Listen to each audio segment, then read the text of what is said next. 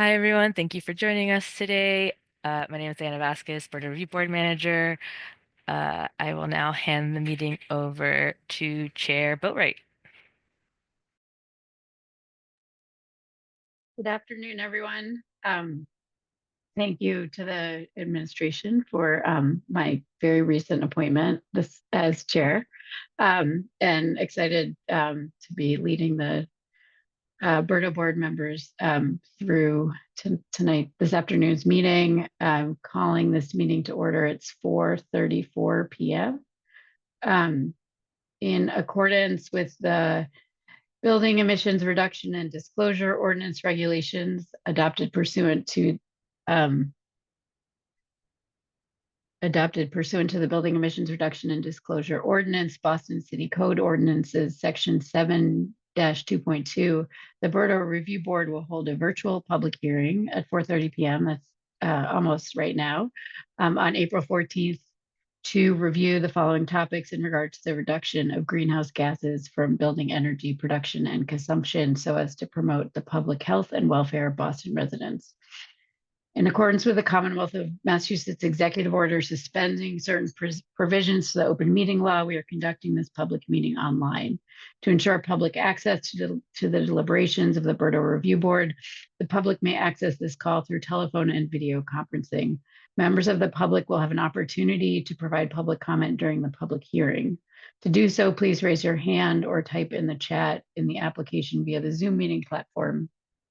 If you're calling in and cannot use the platform, you can raise your hand by pressing *9 or send your questions to staff via email at berdoreviewboard@boston.gov.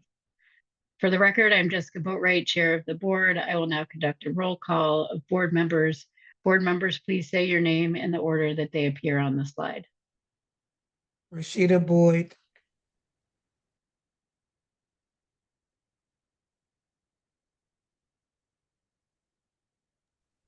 Sorry about that. That mute button got away from me. Stephen Ellis.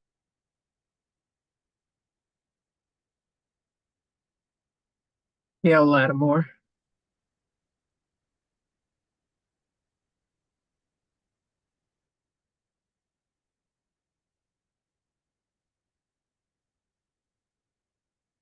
Are board member Nelson or board member Stovall in attendance? Stovall, I'm sorry, I am in attendance. I'm sorry, I was trying to get that mute button. I apologize.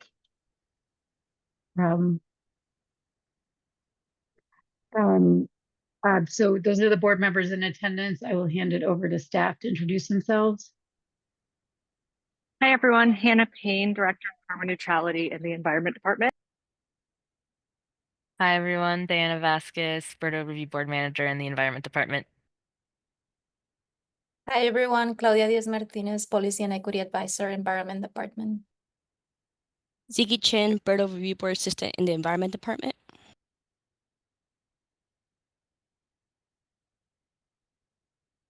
Great. So now you can see the agenda on the screen for today's meeting.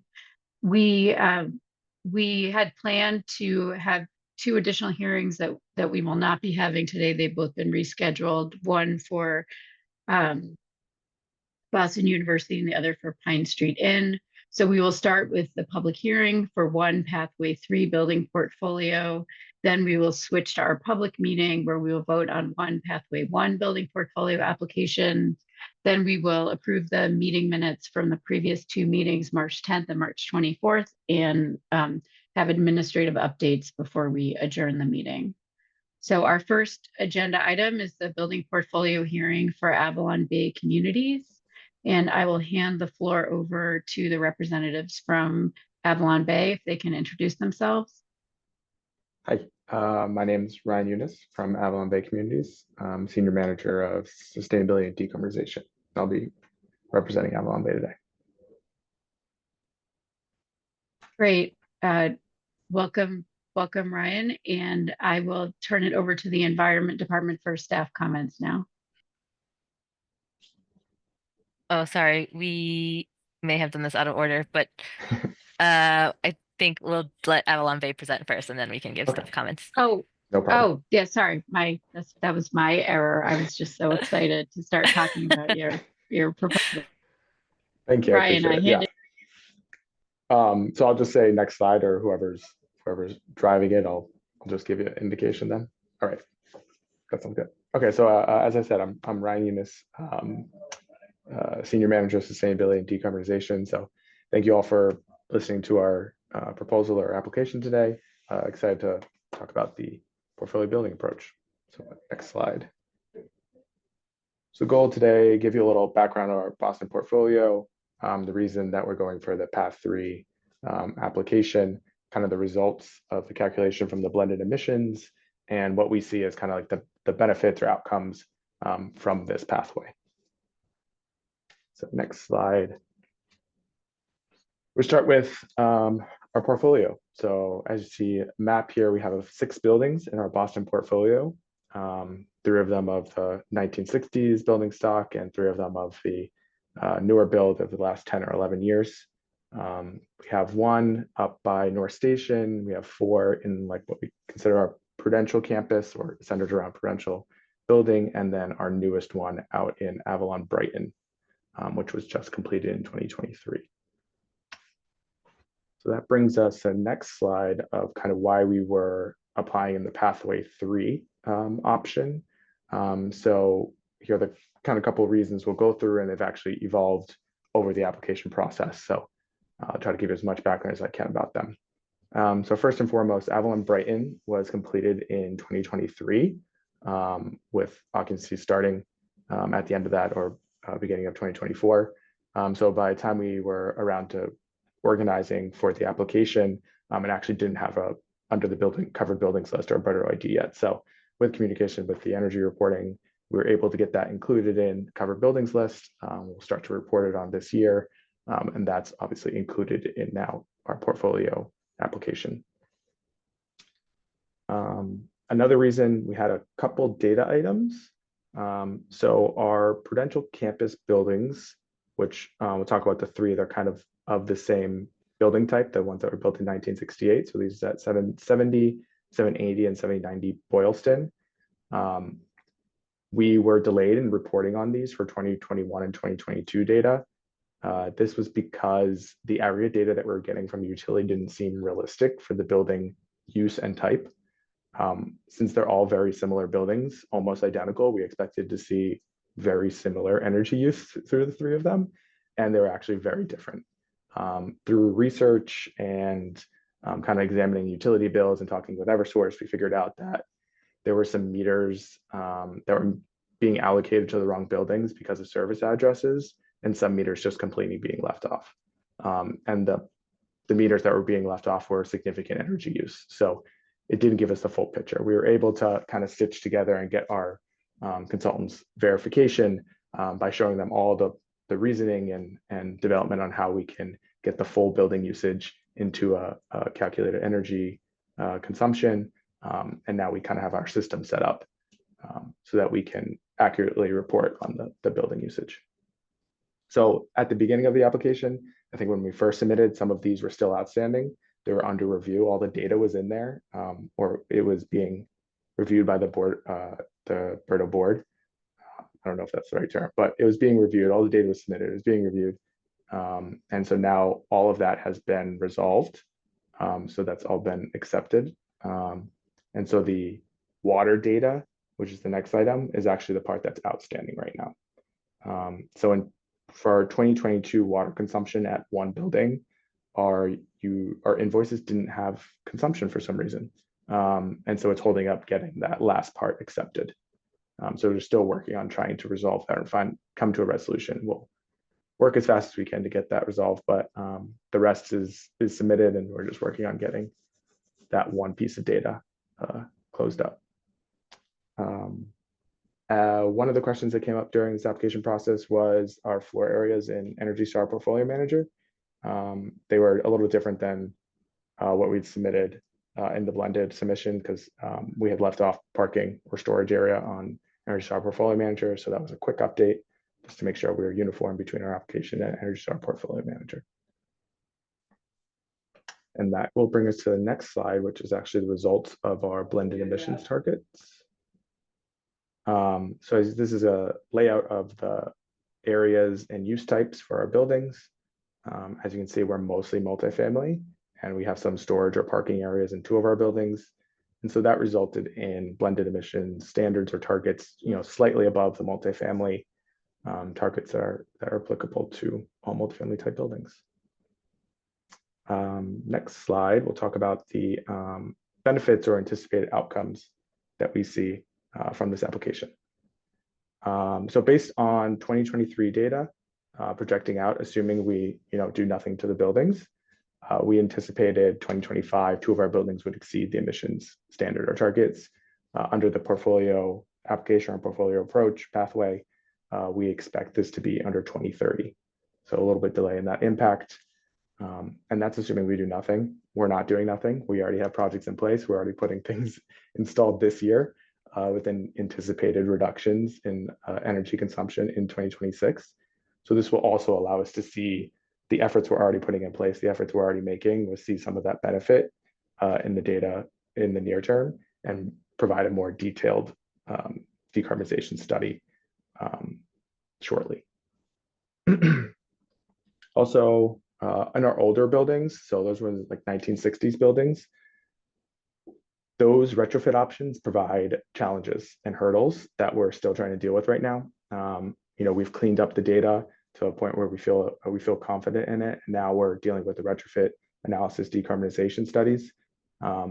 Since the buildings have the opportunity for large changes, we have to take into consideration the tenant impact and coordination along with the actual building system types that we're changing out. It's less straightforward than some of the new buildings. So there's a more detailed analysis and weighing of options that is going on there. But in a parallel effort on on our new buildings and across the board, the flexibility in the portfolio pathway is allowing us to responsibly capital plan. So we know when the end of useful life of our gas burning equipment is. We can play out all the options and really plan to make sure we have decarbonization projects in place and plan out for the next 10 to 15 years. And that brings me to the end of our outcomes and benefits, and hand it back over to, I think it was Jessica. Okay. Thank you very much for the presentation. Now I'm going to hand it to Environment Department staff for comment. Yes, happy to provide staff comments. So as Ryan mentioned, when we first evaluated the application, we asked that parking be included, and so Avalon Bay revised and added the gross floor area for their parking. And also, as Ryan noted, 2 buildings had sort of data quality issues, but most of those have been resolved, with the exception of the water consumption. But staff notes that water consumption does not go into the blended emission standard.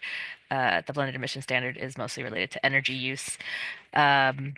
And because of this, staff has recommendations of approving the application with standard conditions. But also happy to answer questions as well, Chair. Great. Thank you. So now I will ask board members if there are any questions or comments that that they would like to discuss with the applicant. Before we start, I should note that if we are entertaining special conditions today, we will have to continue this application to a following hearing in order to review and discuss the special conditions with the applicant. Alternatively, we may make requests of the applicant for items we would like to see in their emission standards compliance plan when it is submitted in 2 years. As a reminder, requests for the emission standards compliance plan are not considered a special condition, in which case we would not need to continue the hearing. So I am first in the alphabet, and I just wanted to make a note that because of the definition of this project and the way that it falls within pathway 3, Avalon Bay was not required to do an environmental justice narrative or plan. But I think that this is something that, in my estimation, that I would like to see Avalon Bay just take into consideration as you're continuing forward, and sort of how you address the environmental justice concerns laid out in BERDO as you progress with your building updates. For me, seeing that sort of in action and in your 2-year submission would be satisfactory. Yeah, definitely think something we can to include with the regular energy analysis. Great. Right along with that. Great. And I will hand it to Board Member Boyd.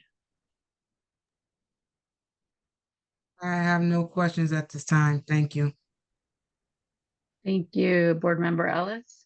Yes, thank you, Chair Boatwright. And Ryan, thank you for your presentation. It definitely answered quite a few questions that I had that I submitted to the city beforehand. However, one thing that I am curious about, if you can talk a little bit more, on the slide where you were mentioning tenant impact and coordination, can you talk a little bit more about how Avalon Bay approaches that, number one? And number two, are there any foreseeable increases in rents due to, the change in sources of energy use, or any plans that may effectively impact those tenants that are living in these buildings?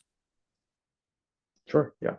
I would say we're fairly lucky in the way the metering is set up. When I talk about tenant impact and coordination, one of the big things that we have to deal with, across the country is the way the metering is set up, and kind of the infrastructure. The big changes we likely see in our Prudential campus. Right now, the way the building is set up, it's centralized. So our tenant impact they're not going to see much impact. It's more coordinating with their actual apartment retrofits. So if we need to get into the apartment, if we need to change out a system, or we need to install anything, it's just coordinating with them so that they're not impacted by the actual construction efforts. The actual metering or utility costs, they shouldn't see a difference in. And right now we don't have like a direct impact to rental rates right now from that. That's not like something that's for discussion right now. I mean, there's normal rental increases, but we see the projects moving forward because they're beneficial for our utility costs and energy emissions. Thank you, Ryan. That is helpful. Now, pivoting slightly to the utility portion, I guess I'm wondering, how are you sort of benchmarking, or what sort of strategies you all are doing given the issues you mentioned with the utility companies either not metering correctly or mismetering those particular buildings that you had mentioned, those 3 buildings. So what are your strategies right now for benchmarking them? Yeah. So as I said, we have a more detailed approach to our meters and accounts so that we can clearly like audit and show how we're accounting for the meters not being reported in aggregate correctly. So we can clearly show like we took this information and put it into this building because this meter serves the chillers and these chillers are associated with that building. And so we created a record to show like to our third-party verifier or to anyone that wants to see it, how we justified the calculation of the data. We are looking and considering shadow metering so that we have better quality over the data for our tenant consumption, because right now that's obviously the part we need from Eversource. But we're considering putting in shadow meters so that we have that data available to us, and it's easy to piece together the whole building consumption if we have those shadow meters in for our tenant consumption. Okay, thank you. The last thing I'll say is that I concur with Chair Boatwright about when it comes time for your emissions compliance plan, I would love to see how you incorporate aspects of environmental justice related strategies into your overall decarbonization of your buildings. So with that being said, thank you, Ryan, and I'll turn it back over to you, Chair Boatwright. Thank you, Board Member Ellis. Board Member Lattimore. Yes, thank you. Sorry that I'm off screen. I was freezing, so I'm staying off screen just to make sure that I can be heard. And thank you for the information. I just wondered, I think it's Ryan, I'm sorry. How long has Avalon owned these properties? I don't have, I could get back to you on the number for the Prudential ones that are older, 1968. The rest of them, we built and owned for the entirety of its life. Okay, yeah, thank you. Actually, I should have rephrased that. I was more interested in the Prudential ones, just curious Okay. about. So those apparently, I assume were not originally developed by Avalon, but No, they were purchased not. So I'd later. have, yeah, and it could have been through, I just have to get clarity on if it was through like a merger acquisition of ours or if it was through something else. I have to go back into the history. Okay, Yeah, yeah, thank you. they were Okay. purchased in 1997. Thank you, Anna. 1997. Thank you. And so when I read the misallocation of the meters, I wondered, like, what did that mean that the properties were, cross metered with some other properties that were not Avalon's, and how did that impact prior costs for tenants and common areas, and how does it impact costs going forward? Is there a significant difference? Just curious. I mean, Yeah, the biggest issue that we had was, so we installed new chillers in all three buildings. They used to be like steam absorption chillers. So they're run off steam, and we moved over to electric chillers at one point. And so the electric service for those chillers were run out of kind of a central place. And so those meters are associated with an address that's 800 Boylston. And so that's, a significant amount of energy consumption for these buildings. And that service address of 800 Boylston doesn't get appropriately assigned to the aggregate data. So maybe misallocation is wrong, but sometimes they just get lumped in with the wrong building in the aggregate. So our costs are all the same, but the way the aggregate data came over, it's just okay. So I it don't feel is correct. didn't impact the cost for those Prudential buildings at all. No. Okay. It's just more of like we can only see so much of what Eversource is giving us. Like if we say, hey, 800 Boylston, this particular meter should be assigned to this building because that's where it actually serves. We have to actually go change the service address, which is we're kind of going back and forth on if we're allowed to do that at this point. Okay, thank you. And I don't know if I saw the outcome slide in the package that you presented, so that was really helpful. But I don't know if I had a chance to, maybe I just missed it, to review it in advance. And just maybe two additional questions. It sounds like there are energy studies being done or already done, and if so, when were they completed or will be completed? Just curious. Yeah. So of like the current projects going on, so I kind of mentioned one already. We're investigating, considering whole building or shadow metering for all three. So we have better accuracy and access to our tenant consumption. That's one. We have some energy management kind of as a service, building upgrades for controls going in place for 5 buildings in the portfolio for Boston. So that's going to reduce our consumption. And then the Prudential campus buildings in particular, we're doing detailed decarbonization studies right now. Okay, so those have decarb studies going on now. Yes, to happen. Those are happening right now. We have some older ones, and to be honest, we've had some issues with the consultants in the past, so we're kind of taking a refreshed approach to it, and trying to be really targeted at what we're considering. So we're getting the best results out of it. Great, good to know. And finally, I concur with my two fellow review board members' comments about the EJ piece, and with the tenant and other EJ considerations, even though you're not in the EJ district when you do your 2-year submission. I also would ask if Avalon has an WMBE utilization policy. Okay, I'll have to get back to you on that and definitely get into the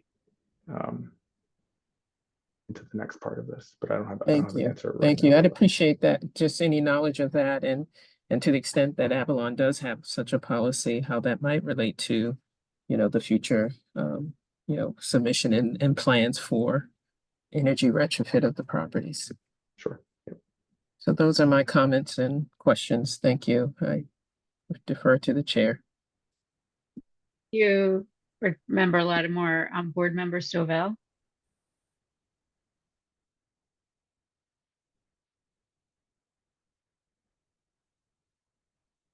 Board Member Stovall, you may be muted.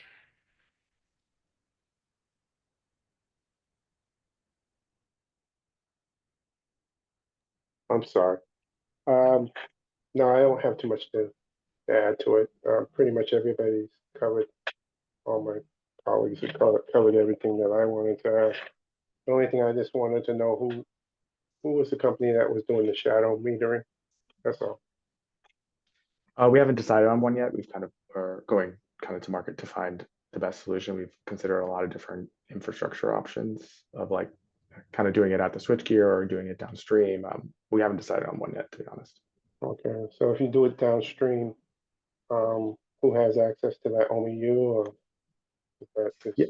open? Yeah, to it would be everybody? the base. It would be us. It's only Okay. for our consumption or our not our consumption. It's only for our use and data that we eventually Okay. report to BERDO. All right. That's the only question I had. Mhm. All right. Thank you. Thank you. Are there any board members that have further questions? Great. We will now open the meeting to public comment. As a reminder to members of the public to provide comment, please raise your hand or type in the chat in the chat application. And if you're calling in and cannot use the chat, you can raise your hand by pressing *9, or you can send your questions to staff via email at berdoreviewboard@boston.gov. Are there any questions from the public?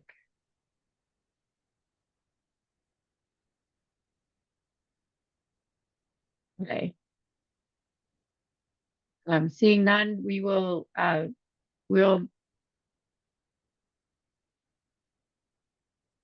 move on. Were there any, so if there are any further discussion or questions from the review board members, please let me know. Otherwise, is there a motion regarding approving the application? Yeah, I would like to make a motion to approve Avalon Bay's community application with standard conditions. I Is there a second that. second? Second with the comments made by the review board in the second, year 2-year submission. Second. Great. And I just want to, before we vote, I just want to confirm with city staff that that the motion can proceed with standard conditions, and that the requirements which we talked about, which I believe are primarily around environmental justice and Avalon Bay's requirements for MWBE hiring and participation, can be included as a part of their 2-year update. They don't have to be special additions to the vote. Correct. So maybe, but if we want to be very thorough, if board member Ellis feels comfortable, you could make a motion to approve with standard conditions and make a request that in the Okay. emission standard compliance plan. Sure. I'll step in here. Thank you, Diana. Board, excuse me, Chair Boatwright, I would like to make a motion to approve Avalon Bay Community's application with standard conditions, with the provided that we ask that they provide details surrounding their strategies about environmental justice in their emissions compliance plan, as well as their strategies regarding MWBE connections in their emissions compliance plan within the 2 to 3 year time period that is allotted to them. Beautiful. I second that motion. Thank you. Board Member Boyd, how do you vote? Favor. Board Member Stovall, how do you vote?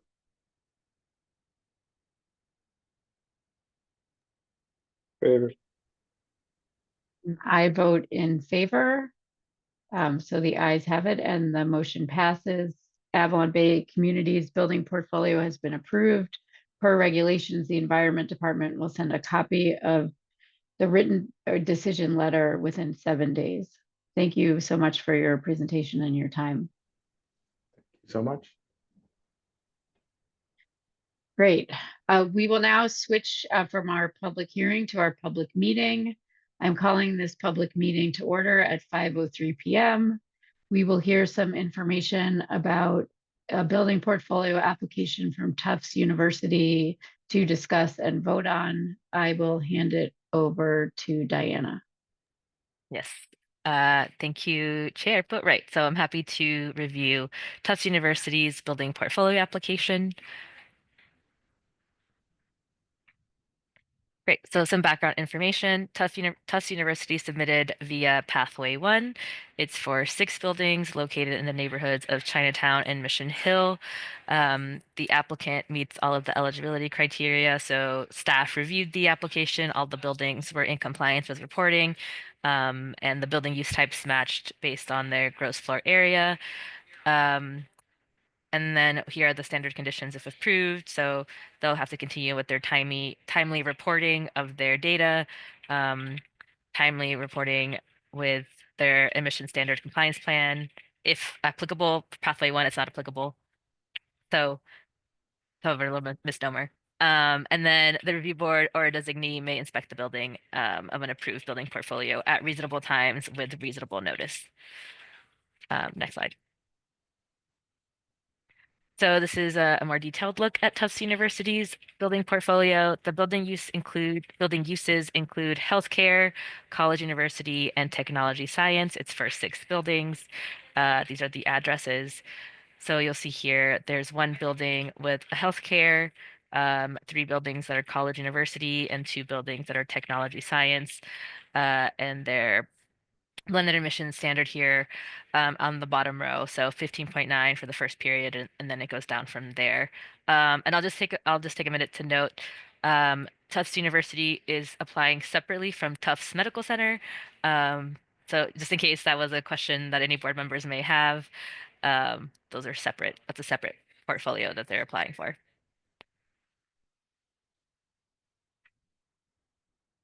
Yeah, and I'll hand it over to you, Chair. Thank you, Diana. Before I ask each board member if they have any questions or comments, I want to give an opportunity for any representative of this application to introduce themselves for the record. Hi, good afternoon. My name is Matthew Keith with Bridge Energy Services. We assisted Tufts with this application. Thank you. Thank you very much for the application and for being here this evening. I will now ask each board member if they have any questions or comments. And I will start with board member Boyd.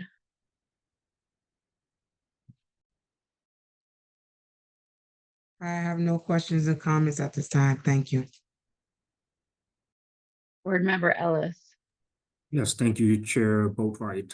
First off, I want to thank the environment staff for working to really figure out how to appropriately designate these buildings. I know that there was some conversation surrounding whether or not college/university use type would be more appropriate or labs.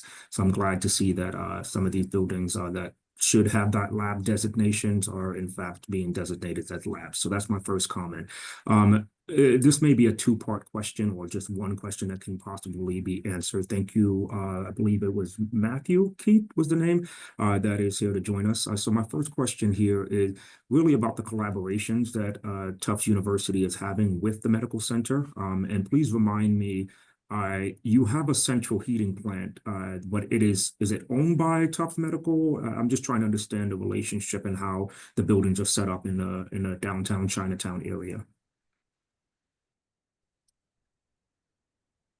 Thank you for the questions. Regarding your first comment and the building use type, I did appreciate Diana and Ziggy reaching out to clarify that. The university had done a comprehensive walkthrough back in 2022 to evaluate all of the use types within the building in order to make that classification. So I feel confident in saying that they put forth the proper due diligence to make sure that those are accurately selected. To your second comment, regarding the central heating plant, the central heating plant is located at their Medford campus and ultimately serves their Medford campus, which is not what we're putting forth in the building portfolio here. This is sort of a scattering of buildings that are inside city limits that are not ultimately fed from the central heating plant. Okay, thank you, Matthew. I appreciate that clarification. Can you just clarify for me how the building is powered, by the way? I'm just trying to understand. It's a packed downtown area, so I'm just trying to understand how are these large buildings currently powered? Understood. Their energy mix is largely split between electric and steam. They use very little natural gas. There's some small pieces of heating equipment on Posner Hall and the School of Museum of Fine Arts. I'll have to go back and go through the bills to see if all of these are coming from the utility, but just from memory, I believe that's the case. Okay, not a problem. And last question, is there any sort of collaboration that Tufts University foresees with the medical center in going about decarbonizing their buildings that I'm assuming are shared in some type of way? So there is a relationship between Tufts Medical Center and Tufts University through a separate entity called Tufts Shared Services. But for the purposes of BERDO reporting, each entity, the university and the medical center, are taking independent approaches. So in the case of Tufts University, they have a qualifying virtual power purchase agreement in place to combat their electric emissions. And then given that the vast majority of their non-electric emissions are coming from steam, they're obviously in negotiations with Vicinity locally. All right, thank you, Matthew. I think you definitely answered my question. That was going to be a follow-up about the approaches to reductions, and I do recall the large power purchase agreement that Tufts University is a part of. So I have no further questions. Thank you for your time, and I'll turn it back over to Chair Bovite. Understood. Thank you for the questions. Thank you. Board Member Lattimore. Thank you. And so Matt, looking at the location of the buildings, and it appears they're not in an EJ community, which I was a little surprised of because it's not far from Chinatown. So I just wondered and wanted to ask in any case, what, if any, engagement Tufts University has with the community around its properties, as well as, you know, the decarbonization process, if any, or if there are any plans. Thank you for the question, Ms. Lattimore.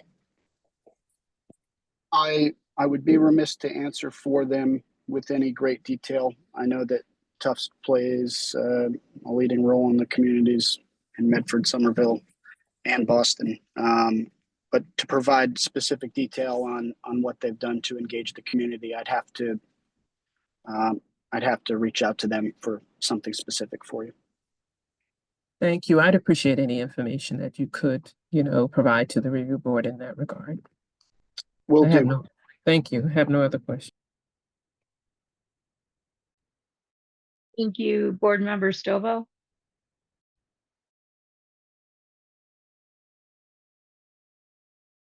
I really don't have too many questions. I saw the workup and the slides that you sent me, and I was a little bit impressed with that. At the same time, there were a few things, but from what I can see at this point, we're good. We're good. You. I accidentally skipped myself, but I did have one question just following up on Board Member Ellis.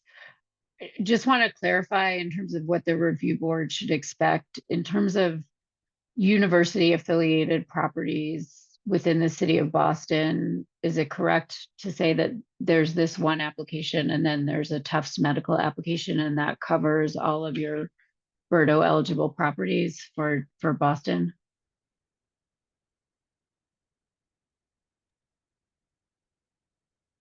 That was a question for me, Ms. Boatright. It is, I know I'm asking you to answer on behalf of the university. I'm just trying to understand sort of how Tufts ownership in the city limits works. No, I understand now. Yes, that's my understanding, is that between the two applications, that should cover all of the buildings that Tufts overall is reporting for. I'll obviously double check that for you, but that's my understanding. Thank you. Thank you. Are there any further discussion or questions on behalf of the review board? One further question for me. I just wondered if the university has a WMBE utilization policy. I would certainly gather that they would. I'll include that in my request in regard to in addition to the community engagement. I'll get you some details on that. Thank you. No more questions. Thank you. Is there a motion to approve Tufts University's application with standard conditions?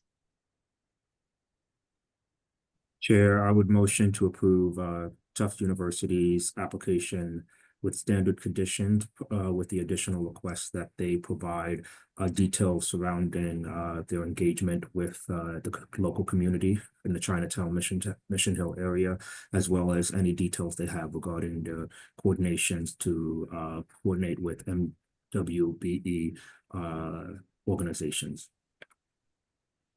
Second that motion. Thank you, Board Member Ellis. And we have a second from Board Member Lattimore. Board Member Boyd, how do you vote? Favor. Board Member Stovall, how do you vote? Favor. I vote in favor. So the ayes have it. The motion passes. Tufts University's building portfolio has been approved per regulations. The Environment Department will send a copy of the written decision letter within 7 days. Thank you very much. Thank you so much for being here and for your answers. Of course, I'll get you that follow-up information as soon as I can. Thank you. Great. Our third agenda item is to approve the previous meeting minutes. This is a public meeting, so we don't have a public comment period in this portion of the meeting, but I do see one public comment. Is it possible? I guess I think we have time for a single public comment if that is within the rules. All right, great. So Allison Poltonis, do you have a comment? Yes, hi. Thank you, Jessica. My question, and I should have asked it earlier, I guess, was the Tufts University, the museum school building at 236 Fenway was not on the list. I'm wondering where that building falls, who else is going to be responsible for it. Thank you. Maybe there's no answers yet, but. Thank you for that question. I don't know if we have anyone on the call right now who knows the answer to that question. However, I would be very interested as well. So maybe staff can follow up and share the answer to that question. Board Member Ellis?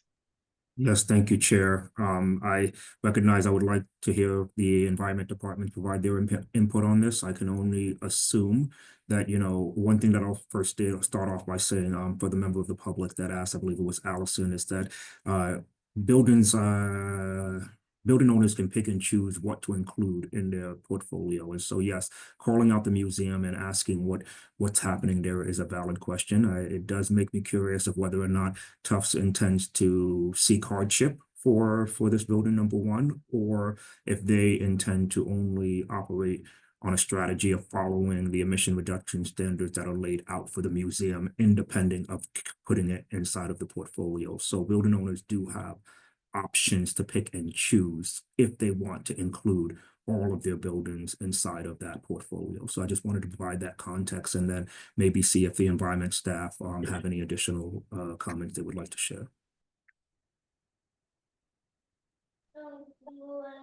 Hi, everyone. Hannah from the Environment Department. So I believe that that property is actually owned by the MFA and leased to the museum school. So it's a valid question, I think, when we can follow up with both entities to get more clarity on. Oh, thank you so much. Thank you very much. We are now going to move on to our third agenda items, which is approving previous meeting minutes. We ran out of time in our last meeting, so we'll be approving two. So we'll be approving the minutes from March 10th and March 24th. Are there any questions or comments regarding the meeting minutes?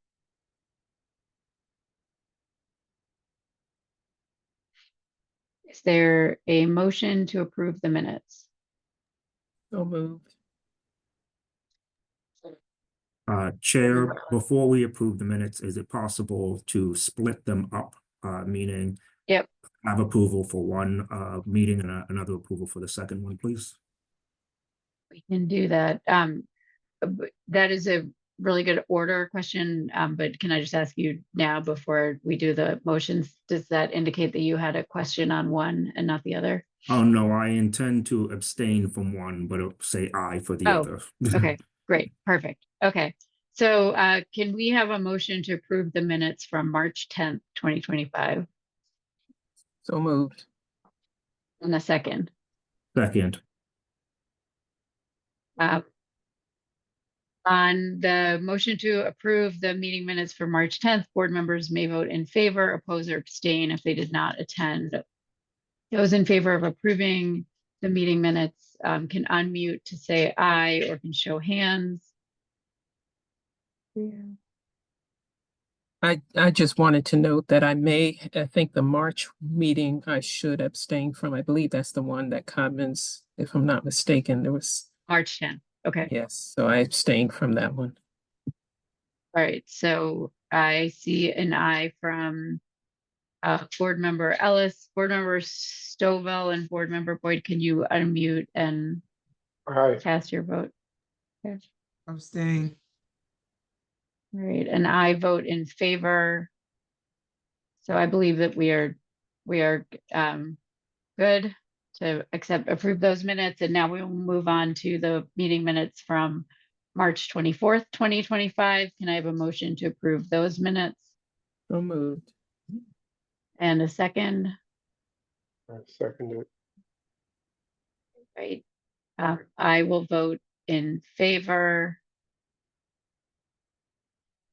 If board members need to abstain, if they want to raise a hand or unmute. I will be abstaining. All right. All right, we, the ayes have it, and we will approve those minutes, and then we will move to administrative updates. I will hand it over to Ziggy. Thank you, Chair Boatwright. I want to bring to attention of the review board that April 1st was the deadline for long-term hardship compliance plans, and we did not receive any submissions for HCPs this year. And then also that the BERDO team has been hosting a series of webinars for the last couple of months. The next and last webinar for the series is on May 21st, which will cover the building portfolios and individual compliance schedules for 2026. And you can find more information at the BERDO website underneath the event pages, and you can register here or on the event page. In addition to the webinars, the BERDO team has also been hosting in-person workshops. And so the next in-person workshop will be at the Bruce C. Bowling Municipal Building on April 16th, which is this Wednesday from 3 to 7 p.m. And then the workshop will provide free BERDO assistance for building owners in Roxbury, Dorchester, and the South End. Any other building owners or any other neighborhood are more welcome to come. We're just targeting those building owners in those neighborhoods. RCP is not needed, but encouraged. And then after that, we'll have one in Fenway and Back Bay at the Huntington Avenue YMCA on April 30th from 3 to 7 p.m. as well. And then looking at our timeline, we are, since we launched the Equitable Emissions Investment Fund, we're hosting our first information session tomorrow on April 15th from 10 to 11 a.m. You can register on the fund website underneath the event pages. This is open to anyone who may be interested in applying for the fund and would like to ask any questions from the staff. And then also a reminder that May 15th is the reporting deadline for reporting last year's 2024 energy data. Building owners should start requesting their data from the utility companies yet if they haven't yet.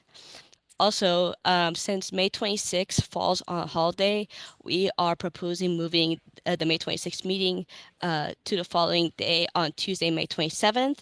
If no objections, the BERDO team is happy to make this update on our calendars. If the board members need any more time to think about this, you can also let us know and we'll make the update on our end. So Chair, I would like to ask if any board members have any objection to moving the May 26th meeting to May 27th.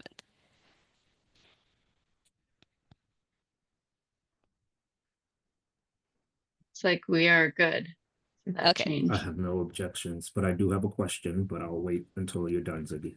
Okay, and then finally, the next review board meeting is on April 28th. Thank you. Chair, may I go ahead with my question? Of course, yeah. All right, no problem. Ziggy, just out of curiosity, can you just give me a high-level overview of what you'll be covering regarding building portfolios and ICS with respect to 2026? Data, do you have an idea? Yes, happy. For the webinar, you mean? That's correct. Yes, so we're trying to help folks because the deadline is June 1st. Sort of prepare what to expect when they apply, sort of try to give an overview of what they are. So, is the building portfolio correct for you? Is an individual compliance right for you? And if they are right for you, how do you apply, what to expect in the process? So sort of a two-tiered, kind of overview of what they are, and if you are interested, how to apply for one, is sort of the idea. And then we Okay. always have a Q&A at the end. Not a problem. Just two comments regarding that. I know it's coming up. I do hope that we, as the review board, are able to provide some sense of flexibility, especially if there are building owners that were unable to apply for those flexibility measures given the past deadline. But, I think the news continues to get out, and if there's flexibility that is needed, I hope that the Environment Department would be a little bit lenient, given this is the first time that the emission threshold is coming up. That's number one. And then number two is a follow-up question. Will anything regarding alternative compliance payments come up on that call? On the webinar, I should say. Yeah. Sorry, I think I might have misspoke earlier. The deadline for the ICS and portfolio is September 1st. I don't know if I said the wrong date earlier. Okay, no problem. Sorry, I was just like, wait a minute. I'm just Yeah, I was like, wait, that's like really I'm soon. mixing it up with the hardship compliance plan. That's my fault, so I apologize. And sorry, your question was related to alternative compliance payments. Will that be coming up on the webinar? I don't think we were planning it for this webinar. That is a good question, though. I do think there was an there was like an emissions compliance webinar that was a little bit more geared towards how to prepare for emissions limits, and I think ACPs were covered in that, but I know Anna and or Claudia were, I think, more in attendance of that webinar. Yeah, we basically gave like a general overview of the different compliance options on that. I think we don't have any like planned webinar on like making alternative compliance payments at this point. I think it's something that we could and probably should consider for like doing in the winter of next year And I will just say, we have some work to do on our end to get that process established too. So I think once we have that in place and it's clear, here are the steps you go through, I think that's something we can certainly do. Thank you. That will address the concerns that I'm having in the back of my head, Hannah. I appreciate it. That's all for me. I'll turn it back over to you. Thank you very much. I think we are through the agenda. Lots of good discussion today and some really helpful updates from staff. Thank you. So is there a motion to adjourn this meeting? So moved. Is there a second? Second. All right, can everyone either, oh, sorry, Board Member Stovall, did you just Yeah, cast I a just vote? seconded it, but it's okay. Oh, I'm sorry. okay, all right. All right, if everyone could vote in favor of the motion to adjourn, either by unmuting or by hand, that would be great. In favor. In favor, all right, great. The meeting is adjourned at 5:29 p.m. Thank Night. you All right. to everyone. Be safe. Good night, everybody. Thank you all. Bye. Bye-bye.